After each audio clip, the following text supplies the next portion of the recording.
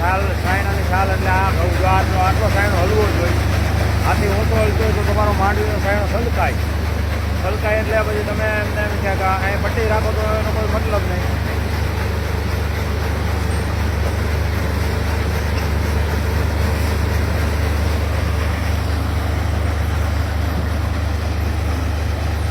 પાત્રે ધૂળ એટલી છે દુનિયાની, આમાં નકરી ધૂળ જ છે.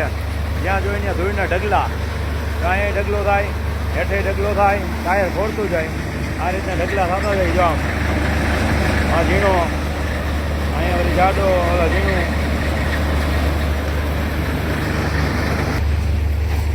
આ ધૂળ મગફળીની અંદર ધૂળ જ એટલી છે કે વાત જવા દો. નકરી ધૂળ જ દેખાય, એમાં મગફળી તો દેખાતી જ નથી. પારવી ધૂળ દેખાય, એલા મગફળી દેખાય, બાકી લોંદા. અને હકીકતમાં આવી મગફળી હોય અને ફુવારા મૂકીને આપણે ભીનું હોય તો છતાં ફુવારા મૂકવાના. ફુવારા મૂકો તો આ મગફળીમાં ધૂળ ન આવે, મગફળી એકદમ ચોખ્ખી રહી જાય. અને થોડીક ધૂળ હોય પણ જો આ તૂટે નહીં, આ તૂટવાનું પ્રમાણ વધારે છે આમાં.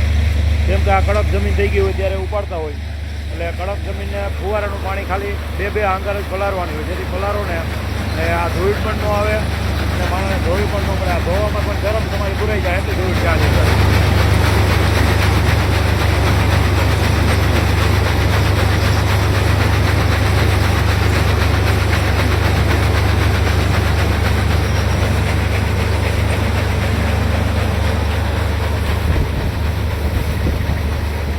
બત્રી બીટી કલાકે વીઘો માંડ નીકળ્યા 100%.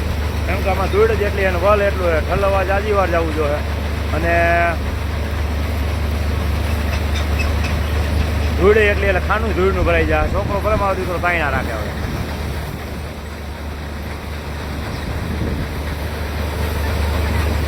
માં મૂંગો બાદ જો સલાહ દીધા રાખે ઓલા નામ ને.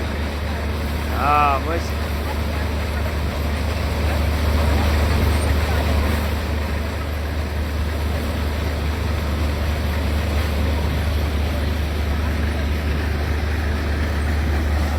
બાકી ફોર ડ્રાઈવ ટ્રેક્ટર આની અંદર જોઈ જાજાભાઈ કે જેવું પારું ચડાવવું હોય તો ચડે નહીં. ફોર ડ્રાઈવમાં 4 વ્હીલ કંઈક ફરવા માટે ચોરીઓ આવે છે.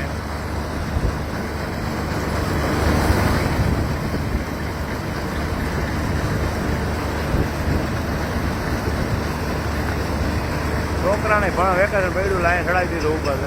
માણસો જ નથી ચડતા ભાઈ. મારો દીકરો કોલેજ કરતા આવ્યો છે, પાવડો પકડાયો છે. ખેડૂત દીકરો પાવડો જ પકડે હો ભાઈ.